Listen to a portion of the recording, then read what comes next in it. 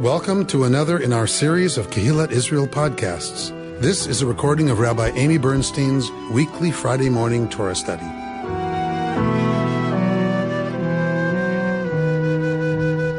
We are in Parshat Tetzaveh. We are at the end of Parshat Tetzaveh because we are at the last third of every portion because we're in the third year of the triennial cycle, which means we start at Exodus 29:19. We are in the instructions to consecrate the priests. Right? We are at the instructions to Moshe about what he is to do to celebrate the consecration of Aaron and after him his sons. His sons will serve with him. Aaron, of course, will be ordained as high priest and his sons as priests. So remember, the priests are from the tribe of Levi. They are the family of Moses, Aaron, and Miriam. Aaron is high priest. Aaron's sons will be the priests, the Kohanim. So every Kohen is a Levite. Not every Levite is a Kohen. Okay, so we got that?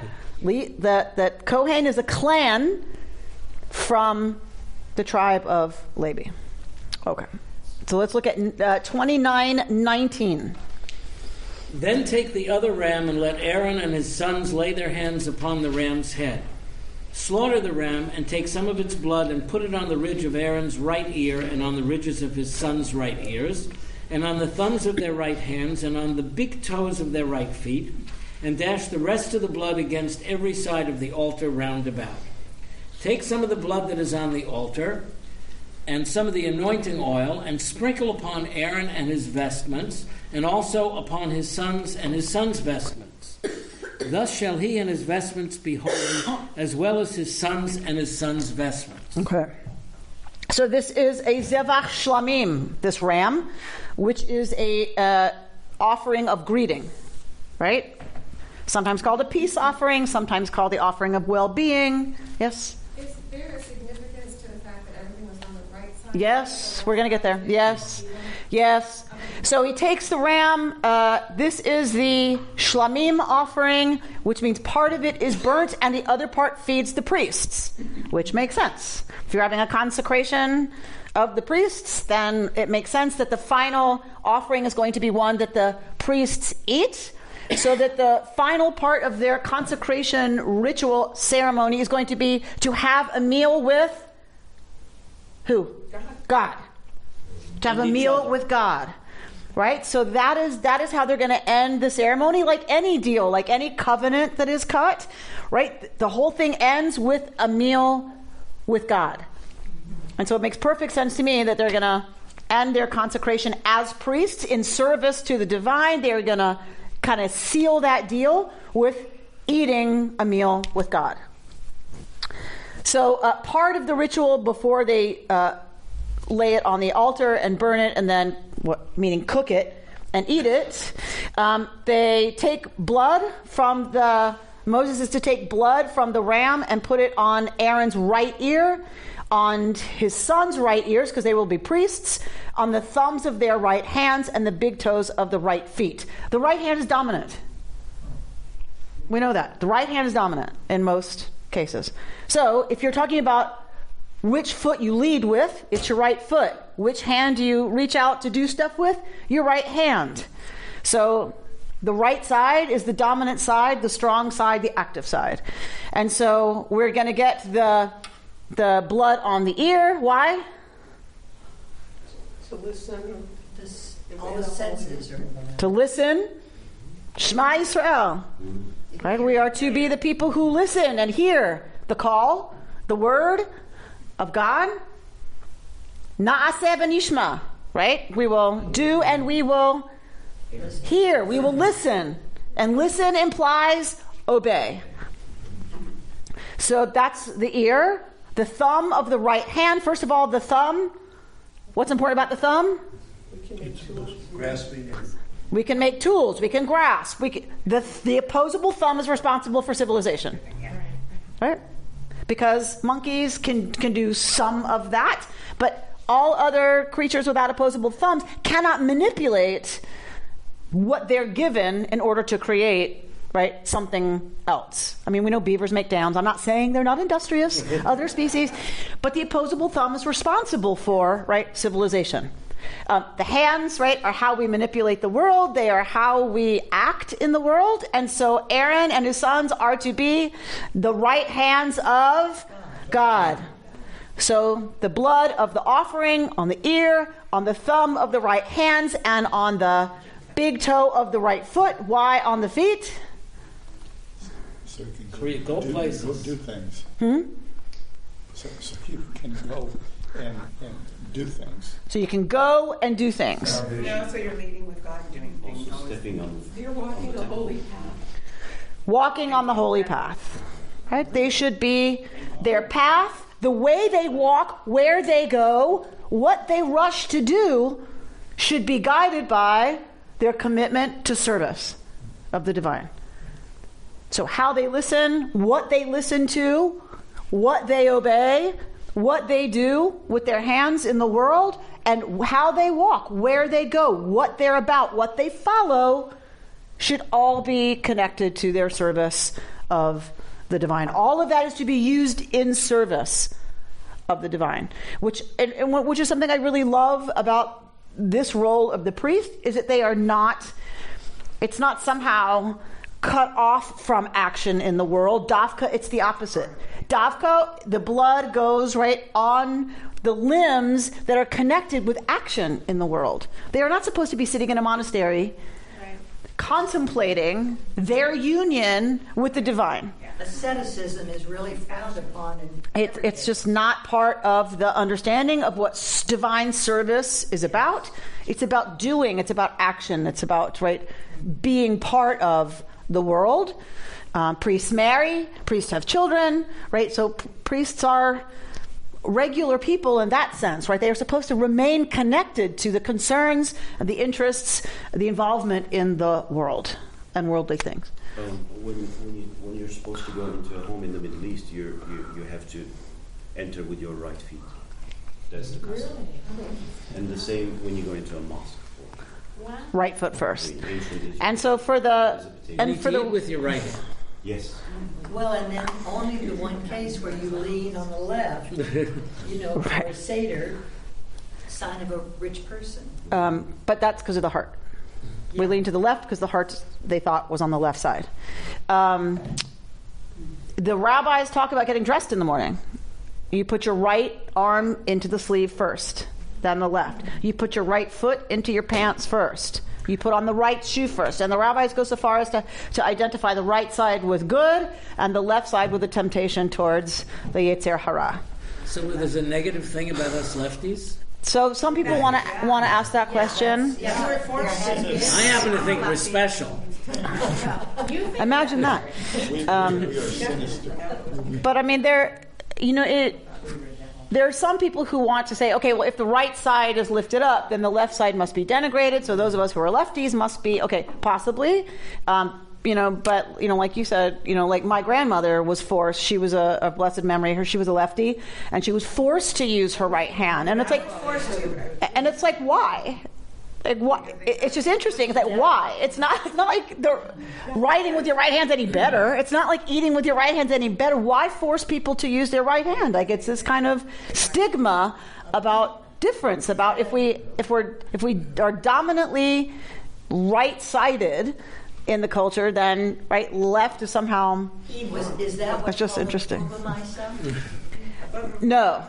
A Baba Mice is a story or a myth or whatever about something. This is more, I think, just kind of an internalized repulsion, prejudice. Like, it's we, left-handed brought up a T-shirt that said, "I may be left-handed, but I'm always right." My right brain. My right brain. So how do they deal with people who are ambidextrous? How do they Most lefties are ambidextrous. Not this one. I was in Madrid in the 60s and went into a dry cleaner and signed for something that I didn't have the coupon for. And the woman was so horrified when she saw me use my left hand. She gasped and stepped back and called somebody in the back. Right. To see me. Right. Was really taken aback, right? So it's That's, I mean, I just think it's interesting that even in our own time, where we know it has no value, right or left-handedness is completely random in some ways. It still has this. If there's a dominant whatever, the people who don't have that dominant, think of albinos, or right. There's just ways that we as a human society react against, So I'm sure it's.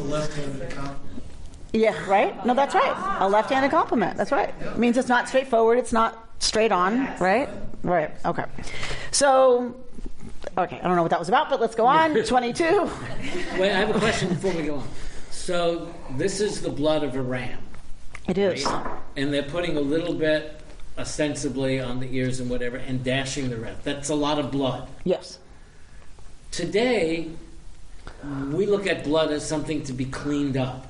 And here, blood, right, was something to purify. Yes. How do we get from there to blood? Is something we have to clean up. Because I don't think they're that far apart. Okay. I think anthropologically, blood is super powerful.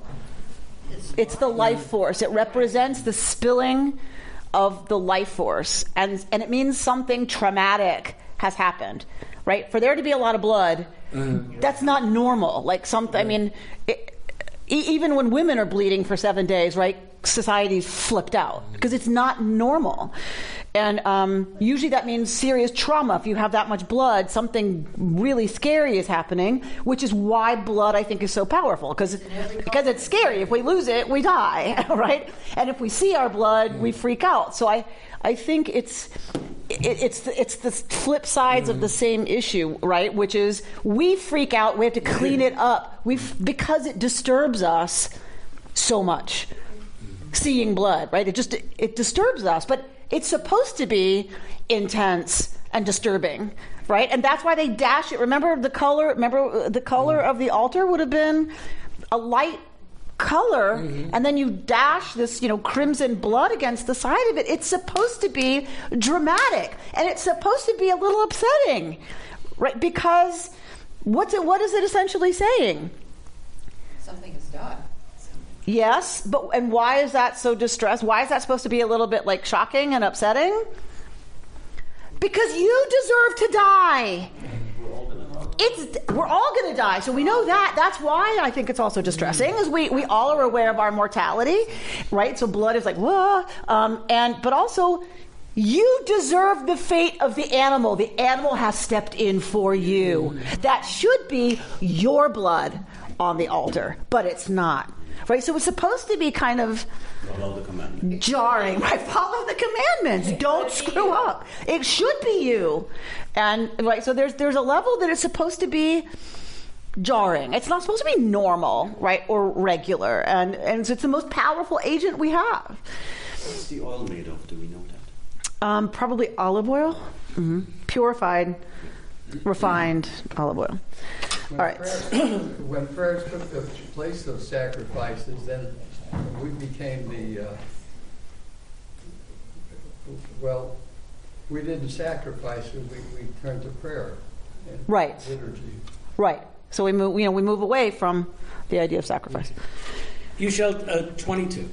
You shall take from the ram the fat parts, the broad tail, the fat that covers the entrails, the protuberance on the liver, the 2 kidneys, and the fat on them, and the right thigh, for this is a ram of ordination.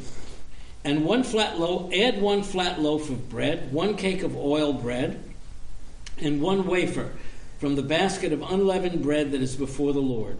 Place all these on the palms of Aaron and his sons, and offer them as an elevation offering before the Lord. Take them from their hands and turn them into smoke upon the altar with the burnt offering, as a pleasing odor before the Lord. It is a gift to the Lord. All right. So what is the gift to God? Reach nichoach, the aroma. Aroma of bread is always right, and of roasting meat and fat. What is better than the smell of that? Nothing. So, right, baking and meat on the grill. Right, we are programmed to respond to that. Right, is often how we survived. Right, our protein came from meat, and it was rare. You only about 20% of the diet would have been meat, but it was critical for ancient people's brains and everything else to develop to have that source of really accessible protein. So we're kind of programmed, like that means survival. That means we're doing okay. That means we're going to be all right, right? Same with bread baking. That was the staple. That was what you smelled every day to let you know you were eating today, right? I mean, so these smells, I mean, I don't know about you, but like I start salivating at certain smells, right? This is what God receives, is the reach nichoach of these things. Well, plus it's going up in the air. Right? Sure. So this is really anthropomorphic. Yeah. But we've passed the anthropomorphic stage of God eating. Oh, that's comforting. So, right, because before this, in the ancient world, all of the food in the Canaanite tradition, it was given to God so God could eat it. Right? So, okay. What's an elevation offering? So sometimes you'll see wave offering. Tnufa is, this text translates it elevation because to wave a bunch of stuff in a stack probably would have been like counterproductive, right? You lifted it and wave it, and they all fall over because they have to stack all these things. Most likely, it's been given to the priests, right? That you bring it to the priests. The priests then lift it as a way to transfer ownership. It's not ours; it now belongs to God. So they are transferring. Kind of when they put their hands on the goats or the bull, they transfer ownership. Now I have control of this animal. I transfer it now, right, to sacred purposes. So that's probably part of what the wave offering, the heave offering, you've heard it called, elevation offering. But this is not an effort to bribe God, or is it? Really, Bert? It's not. It's not an effort to bribe God. What do you think? Maybe get favor. Well, it is. Maybe get favor. Just to get favor. Right? So maybe yes, bribe is such an ugly word. I mean, I don't know. I mean, so if you look at my ears, today, this is my Valentine birthday Hanukkah present. My new diamond studs given to me yesterday. All right, is Judy trying to bribe me? For sure.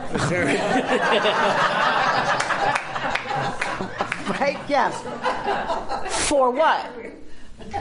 Right? Like what? Right? So truly, like when we give a gift, are we bribing the person? We want their favor.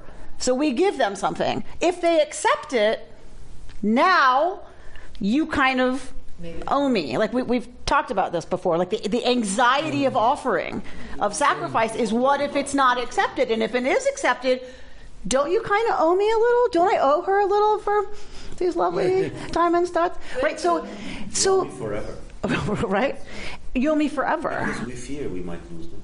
It's so I think it's all kind of tangled up. Wanting favor, wanting to propitiate, wanting good relations, wanting to be seen. I mean, it just bribe is such an ugly word. But I think it's all related. I think But mitzvahs are the best mitzvah of all. Is something you do just from your heart and you don't expect anything back. You don't want it. Okay, I don't know what world you're living in, but that's not why we do most of what we do. Certainly not in relationship. Yes, it's lovely when I give to you not expecting anything in return, but I don't believe you don't expect something in return. You do.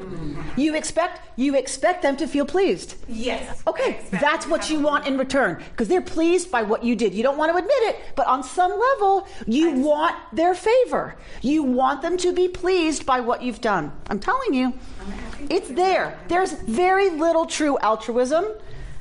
Very little. It doesn't mean it's a bad thing.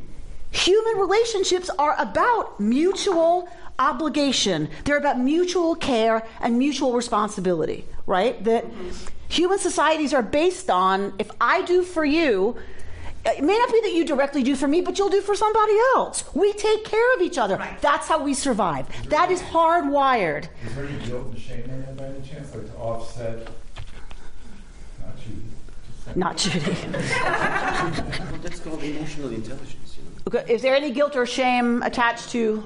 Well, we're doing this praise to make up for the fact that we know we haven't been totally good. So I think the sin offering is all about that. Mm-hmm. The sin offering, or in the case of Judy, usually it would be me buying Judy flowers because I know I've screwed up. Mm-hmm. Right? When we bring flowers home because we feel sorry for what we said or our behavior or our lack of attention, right? So I think definitely that's why we have an offering. That's the sin offering. It gives us a way to feel like we can hit reset. You know, we can do something to affect repair of the relationship. So I think that's critical to address shame and guilt and responsibility for poor action or lack of action or badly intentioned action is to give a way to give a gift to repair that. I think that's absolutely critical in the sin offering. The sin offering that's as explicit as this one? Yeah. Bless you. So what is the Reconstructionist take on this? On sacrifice? Well, like this piece, because clearly the Reconstructionist idea of God is not a God that can smell, that you would give things to, and that would change things in response to your we don't even have to go that recent, right? Mickey indicated what happened way long ago. The rabbis reconstructed this. Okay. We're not really needing to reconstruct this. We haven't inherited this. Okay. We've inherited what the rabbis already reconstructed about this, which is, what do we have to offer God? The prayers on the altar of our heart. And that God desperately wants those from us, and that's what we can So what you were addressing was where they were coming from at that point. Correct. Not how we should deal with it. Correct. And when you say, but the question you ask remains valid. If we pray, are we bribing God?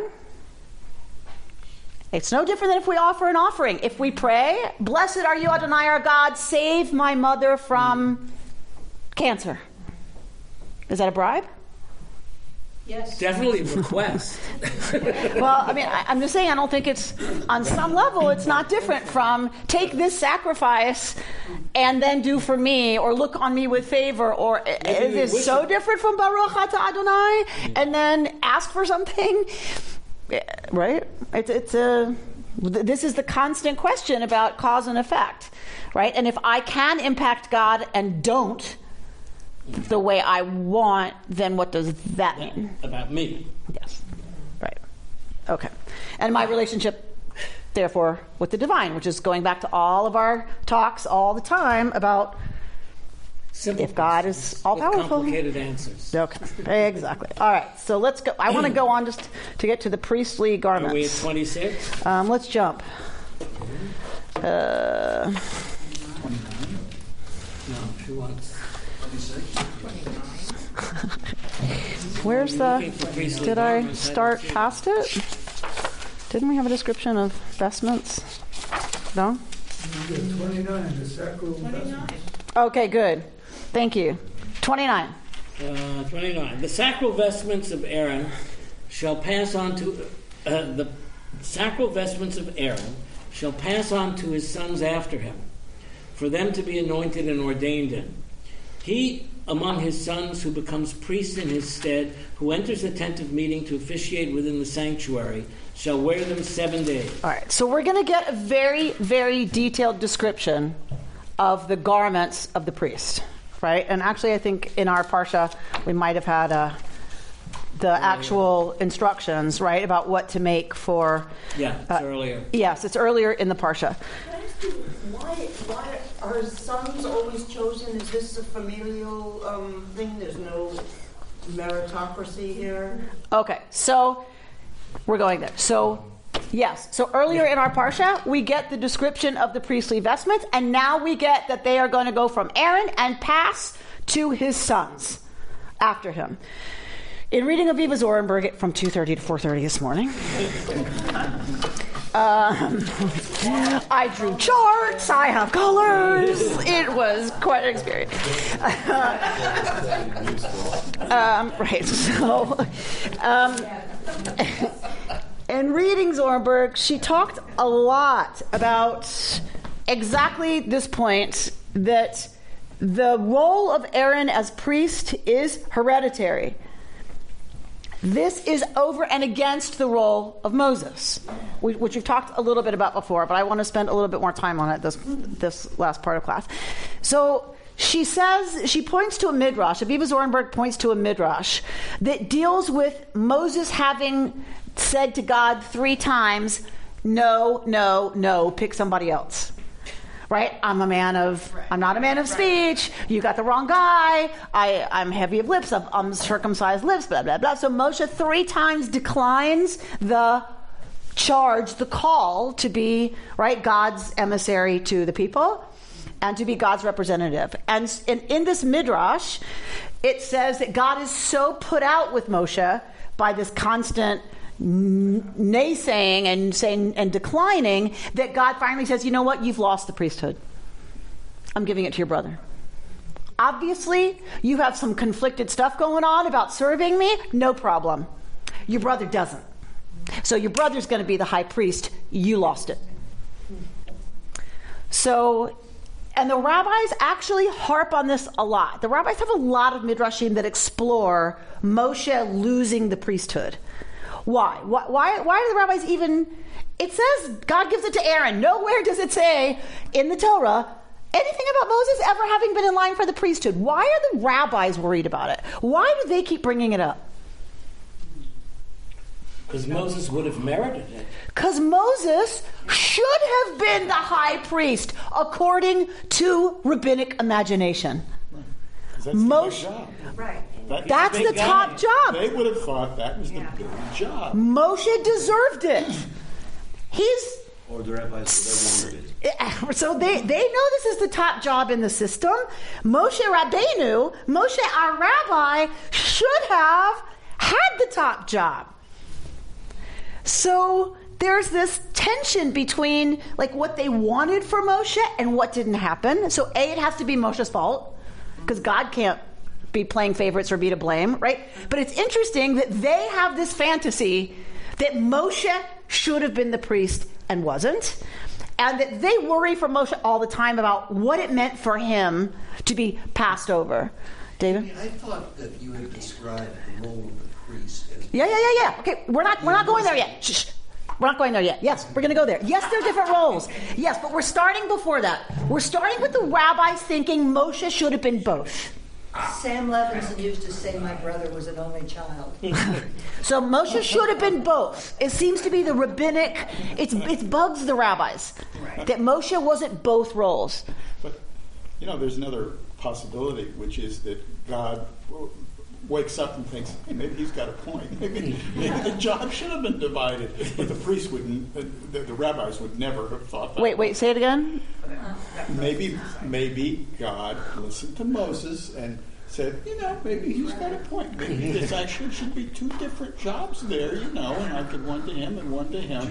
But the rabbis would never think that way. Although Moshe saying no is about the stuff he does do for God. It's not about the other stuff. Moshe saying no is about the stuff that God asks Moshe to do that Moshe winds up doing. And he seems to never complain about Aaron. But who? Moses. He doesn't complain that Aaron... And Moshe does not complain about Aaron. So it's interesting that Moshe seems to accept that the role of Aaron as priest. Who's being instructed here? Who's being told to do all this? It's not in the parsha. I was going to ask you that when you said Moshe is putting on the blood. This is all going to Moshe. Because there's Moshe. This is all going to Moshe. You shall place on Aaron the vestments of blah, blah, blah. You shall. So this is Moshe being commanded. And so Moshe is in essence what? The messenger? No. He is the priest of God. He's the priest. He's the agent. He's the kingmaker. The one who holds the crown over the king or queen and places it on their head is the most powerful in the room. Not the king or queen. Right? Why do the king and queen always want the head of the church to put it on them? Agent of God. He's the agent They're the agent of God. So who has the most power in the room is the one vesting the most powerful person in the land. All right, so let's remember that. So the rabbis are aware that Moshe is in fact the priest. So why are they so troubled by this? I mean, that Moshe isn't the high priest. Why the rabbis? Why are the rabbis? So it's interesting. All right, so we're going to hold that the rabbis are troubled, and some of them have Moshe imagining a slight, right? That that he's been slighted, but it is hereditary, and it's going to come through Aharon. It's going to come through Aaron and the priests. So Zornberg draws this axis. And she's talking in particular about the vestments, but we could also use the whole ordination ceremony, all the rituals, all the hoopla, all the drama of the blood, all of it. There's an axis. And in the center of this axis, there is a tension. There's an anxiety about the tension. Meaning, if it's to one side or the other, it's bad. That's the anxiety. The anxiety is that this tension should stay in balance.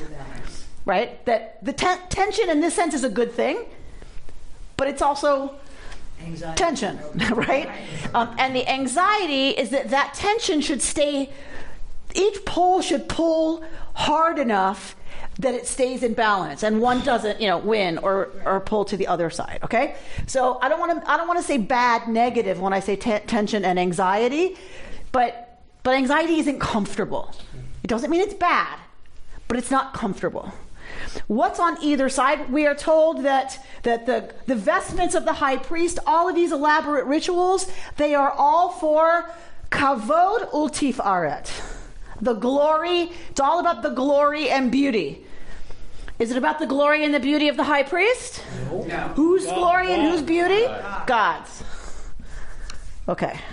So on the one side, the vestments and all of these rituals are about God's glory. This is glorifying the divine. Yes? On the other side of this axis is the incredible importance of the humility of the priest. So on the one hand, the priest is in these incredible garments, incredibly powerful image, incredible that the agent of God on earth, right? Able to effect atonement on behalf of the people, superpowers on the one hand, representing the glory and the power of God. Power is important too, right? The glory and the power of the role. But he's only versus, right? I mean, that is real. That is reality, right? That he is the most powerful in some ways. On the other hand, he is a servant, right? He must remain humble. His whole role as priest is to have a life of service. So isn't it all about the balance? Yeah. Yes. Isn't that where attention is? Yes. Exactly. That's the whole point of this. Right. That's the whole point of this exercise. Maintain the balance, have the equal tension. But being clear that there is a tension. Being clear about how much has to be kept in balance. So if we have, give me some other things, I'll start you off, that are going to be held in tension. One is what you said.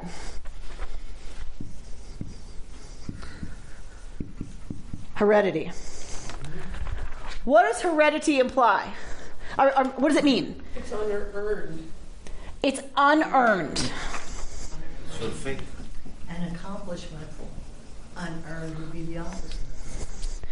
So heredity is unearned. That's about humility, isn't it? I didn't earn this role. Right. I was assigned this role. It's not about me. It's about God who works through me. I'm only a placeholder, right? So what else does heredity, what else does it mean? It means it can be passed on.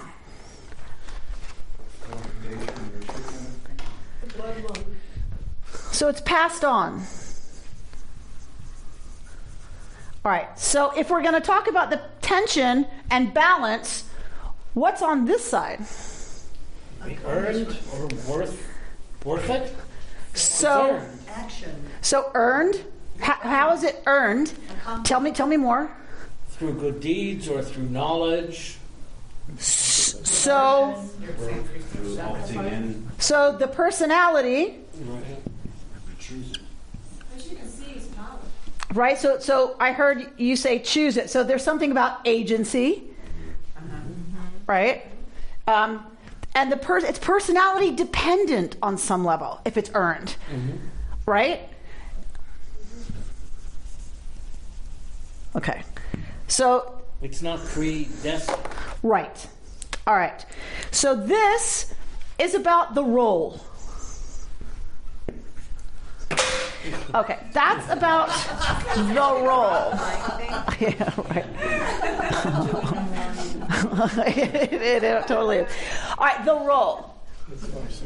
If I go to the other side of role, if I go to I'm just the role. I am high priest, right? Reflecting the glory and honor of God. What is this side?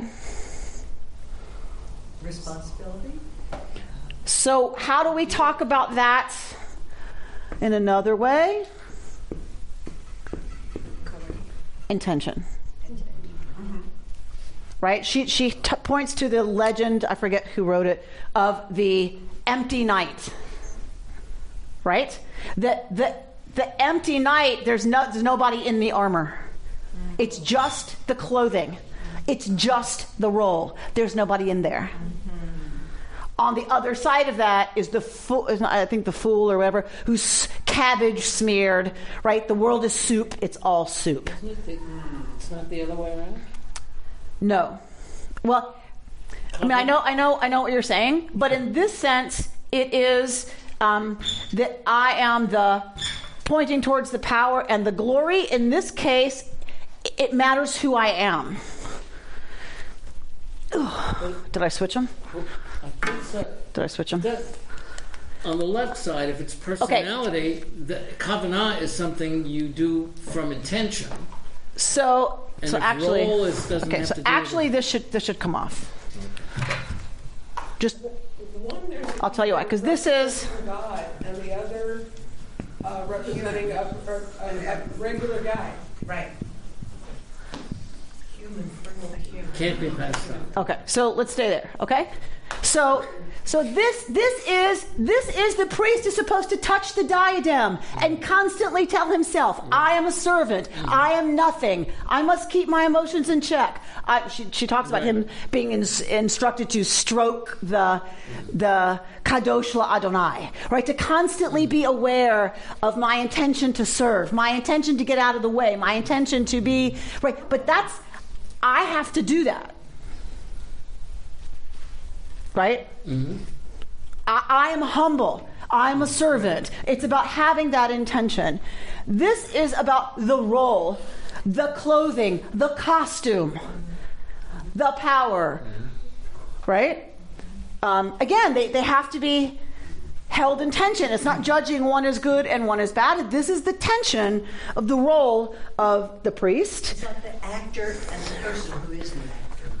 Yes. Well, I would say the role. Yes, the role. Versus the actor. Yes. Right? So all the stuff that we're reading about, right, is about the ceremony. The ceremonial, if you will. Right? All the regalia would go on this side. Right? Yeah. And on this side goes personal integrity. Because whenever we're putting one on one side and one on the other and they're in direct relationship, what does that mean? What is that relationship about? That relationship is about the danger of going to one side or the other. So the danger of too much of it being about the ceremony and the regalia and all of those things, right? That's a danger if we focus too much there, because then, what if I'm corrupt as a priest? right? If this gets too much, and that's the focus, ceremony, regalia, the ritual, the pomp and circumstance, here's the danger, is that my personal integrity is not of concern, right? Because personal integrity, like I have to be a good person. I have to be, right? And we know about the corruption of the priests. We know that's exactly what happened.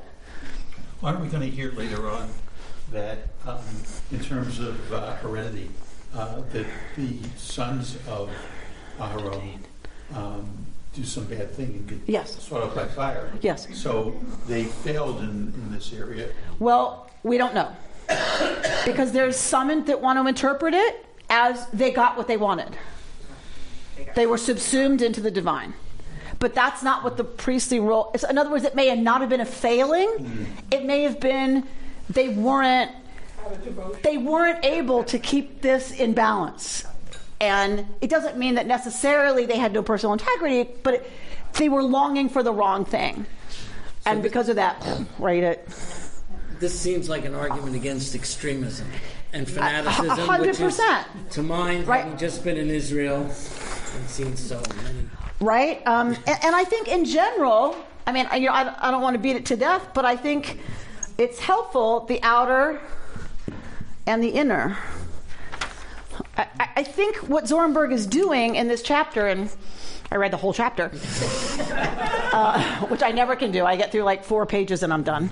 Right at 4 a.m. I'm like, oh my God, this is brilliant. Like what she's talking about is the norm. This is what we deal with as human beings all the time. The role versus. Right, and so she talks about, once upon a time in synagogues, you robed the rabbi. The rabbi was on a huge dais, right? There were huge flowers, a huge ark in a cathedral building, because that is reflective of the glory and power of the divine, and the rabbi or the clergy because think of the Pope. It's not even just rabbi, but think clergy. The clergy are there to represent the glory and power of God. And if you don't spend millions and billions and cajillions of dollars on it, it can't really do that. So, I'm just talking about human culture, human society, right? She's pointing out why do we build palaces as royalty? We stood and looked at the temple. We went through the temple, the wall, the tunnel tour, where you're standing, you look down, and you look up, and Renee reminds us where the wall stops today is nowhere near where it would have stopped in the biblical world. And you look up, I mean, the stones are from the floor to here is one stone, right? This big. And now imagine the wall going all the way, like you stand. Why? Why build something because you are supposed to feel small next to the power and the glory and, right, the majesty of the divine, and you have to reflect that in your representatives or in the space that is pointing to that. The danger is that becomes the focus. It's between the role and the real. And that it's empty, right? And then there's none of, right? There's none of this idea of, but what's at the heart of it? What's it about? It's about my kavanah. It's about service. It's about, right, wanting to help, wanting to be an agent in the world of good, of justice, of compassion, of equity, of patience, of forgiveness, right? That's what it's supposed to be about. Not all this, but we need both. Could I come in here and lead services in jeans and a t-shirt? Yeah. Right? No. Right? No. But if I were at camp, I could. Because at camp, that clothing is appropriate, right, to the context. But here, if I did that, like it would be saying, wait a minute, so you don't respect what it is you're in service of if you don't have some way of outwardly showing that, right? I think the struggle or the challenge is not to be the one on the right side or the one on the left. Correct. It's the balance. Correct. It's the hardest thing. Absolutely. Amy, aren't you describing, if I closed my eyes and didn't know where I was, aren't you describing the role of the Catholic Church and the priest? Sure. That's why I said clergy. And The Pope, absolutely. Every Western... Absolutely. Not even just Western. Eastern religions, where there is no left side there. They're really monks that live in poverty and... Yeah, but there's lots of examples of this in the Eastern culture, right? That not in certain, ways, but in other ways for sure you find it. In other ways. Yes. And I think that if we take this example and put it into everyday life with everything, if we go to another wedding or bar mitzvah that is some unbelievable pomp and circumstance ceremony, and you lose the whole integrity, the whole intention. These two people are joining lips. This is someone who's taking their place among an adult Jew. Because it gets lost in all this. Right. I mean, the best weddings I've been to were the small, little ones where I really got what they were saying. Right. No, So imbalanced. But sometimes you can go imbalance the other way. Yeah. Right? That if it's really small and dingy and the challah's a little stale and there's just grape juice. Just saying. I don't know what's wearing into your white robe. That's true. But she does say nudity on the one hand and the trappings on the other, so the dignity of nudity. But anyway, she says the cult of nudity is one that always is pushing against philosophy that the people rebelling against it feels become too much about the trappings. You will always find a nudist component. Very interesting. Like a philosophy that people feel that it's gotten too much over, then there is a nudist component always. Right? This return to the dignity and vulnerability of the body without the trap. Very interesting. But I want to put one more up here. But I forgot what it is for a second, so I'll answer whatever that was. Oh, here it is. Personal example. When I was on my search to become a Jew finally, I grew up in an ascetic, fundamentalist Christian world. No musical instruments, no card playing, no wine. No was the operative word. And the first thing that attracted me after I started looking was the Catholic Church. Because it was the opposite. All the senses, pomp and circumstance, smells and bells. I found Judaism, which does look for the balance. Right. Right, because... Yes. Because baptism, because the Baptists were very consciously opposing the Catholic Church. Yes. It's part of the Protestant movement. Exactly. What is it protesting? All of the trappings. All of this is what the Protestants were all about. Reforming this. The Protestant Reformation is protesting the power, the glory, the trappings of the Catholic Church, and so stressed all of these, sometimes to the point where, the balance was completely out of whack on the other side, so that everything becomes forbidden, and then there's no accessing of certain parts of us who respond to this. The smell, the joy, the whatever. If you can't respond to that, you kind of cripple your religious... your religious range of response as a human being. All right, so and definitely. Judaism from the beginning, really, or from the day of Moses, has sought that balance. Correct. All right, so I'm going to put one last thing on here because I thought it was beautiful. She totally tied it up with a bow. What is on the hem of the robe? Bells. Alternating bells and yes. Tell me which one goes where. Bells and pomegranates. Granada. Well, because you went there, I'm going to say left side. Pomegranate goes. Right. You say piano. I play basketball. Always watch their middle. They can fake you out otherwise. Always watch the middle. All right, so pomegranate and bells. Why? Right? So describe to me what a bell is. A sound. No. What's a bell? A bell makes a sound. What is a bell? A metal with a clapper. A metal? With a clapper. A metal what?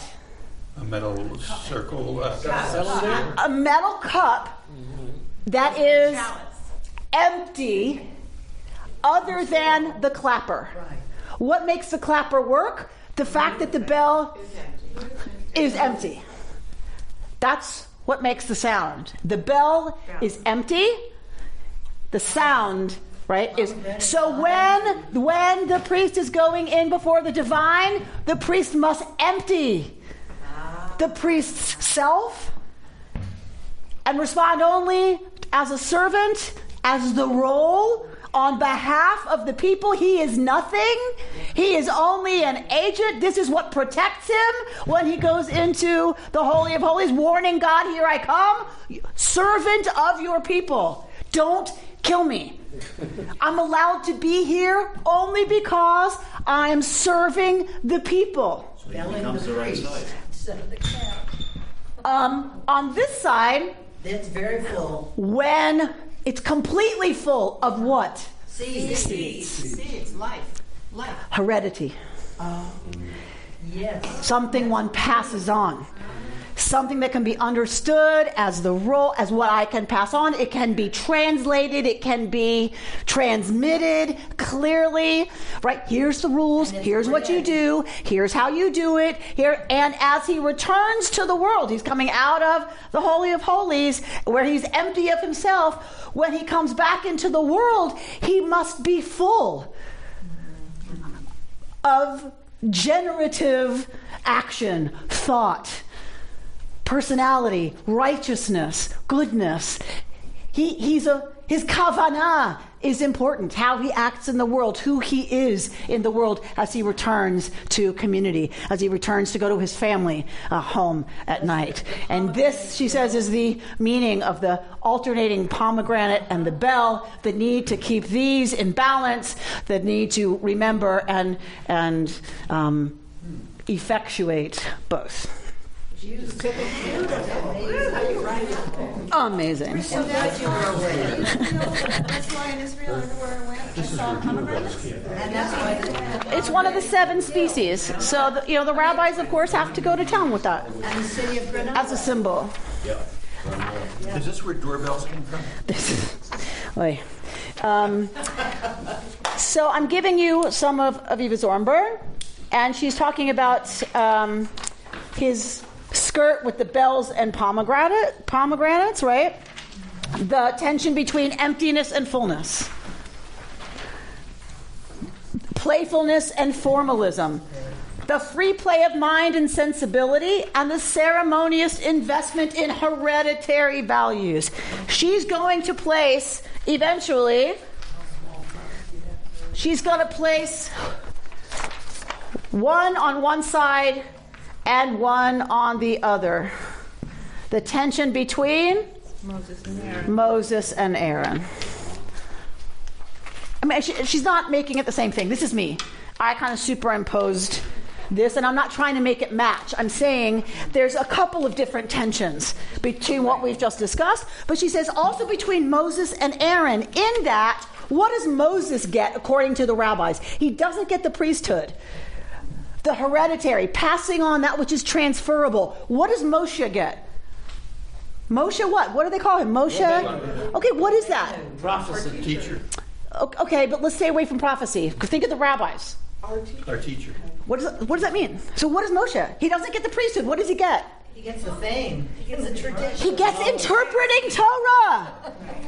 He gets to take the text and interpret it. It's Moshe's imagination. It's thinking outside of what is. It's thinking outside of what the text describes. Going deeper, going up, going to the left, going, whoa, to the right, if that's where he winds up going. This is something that is not transferable to one's children. Your child may have the ability or interest, but may not. You can transmit the knowledge, but that's Aaron's job. It's hereditary. You can't translate, you can't transfer what Moshe has. It's unique to the individual. He can have, what's it called?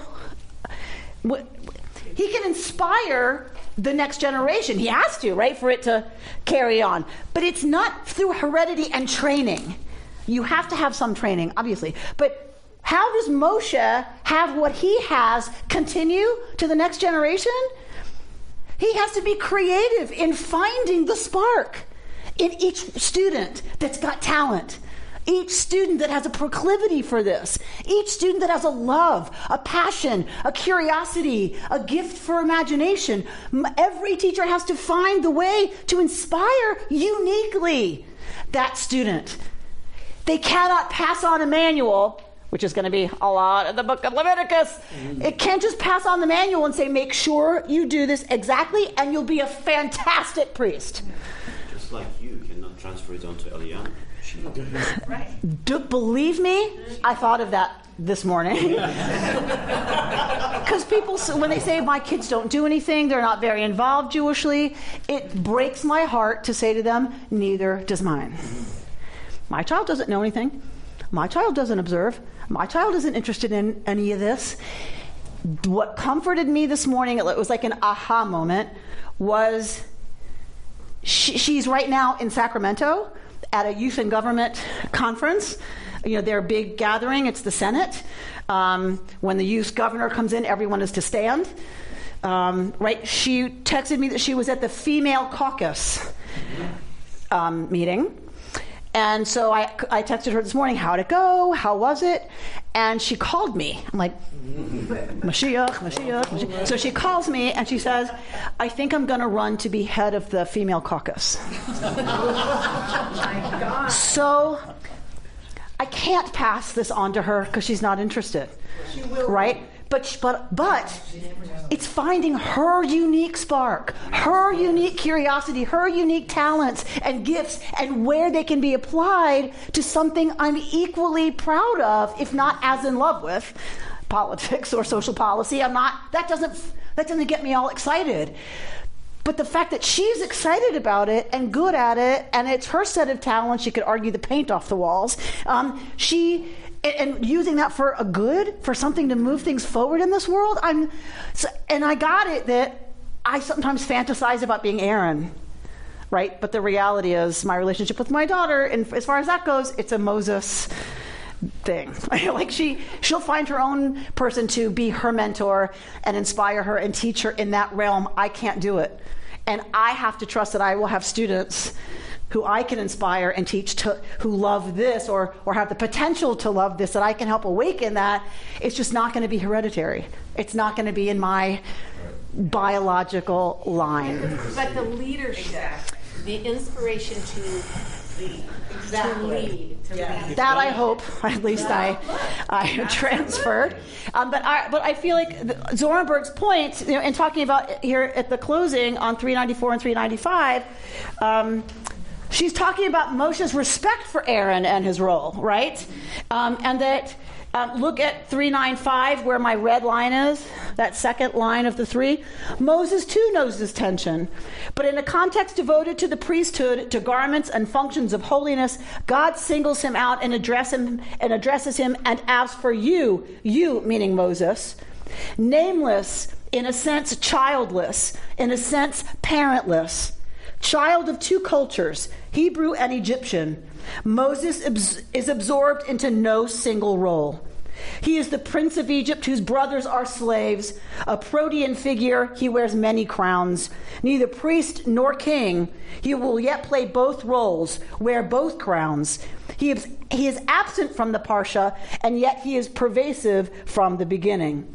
Moses is the man of silence, but out of his silence emerges a voice thick with many harmonics. Abstaining from language, I am not a man of words. He arouses God's anger, remember in the Midrash. What is God's anger but a way of signaling a recognition of Moses' seriousness, of the large stake that he has in his silence? I love that. God gets angry at Moshe saying, I can't talk. I'm a man of silence, not of words. God only gets angry because Moshe is so important. His role, right? God wanting him to fulfill this role is so important to God. The transfer of the priesthood from Moses to Aaron rebalances the relationship of the brothers, challenging Moses to acknowledge the trace of otherness that his silence engraves within him. Moses can't be the one who keeps the norm, who keeps the trains running on time, who keeps the clock accurate. Because there is a, what did she call it? There is an otherness to Moshe, that Moshe's silence, his lack of wanting to do all that stuff, his uniqueness in that sense makes him too other to be the one who can affect kind of the regular, everyday ritual, which I think is, in a way, a really beautiful teaching about helping accept that there are people who are not going to be part of the norm. They think differently. And that makes them different, odd, at the outskirts, at the margins in some ways. But it is, in fact, their brilliance as well. Right, one last thing, David? Amy, could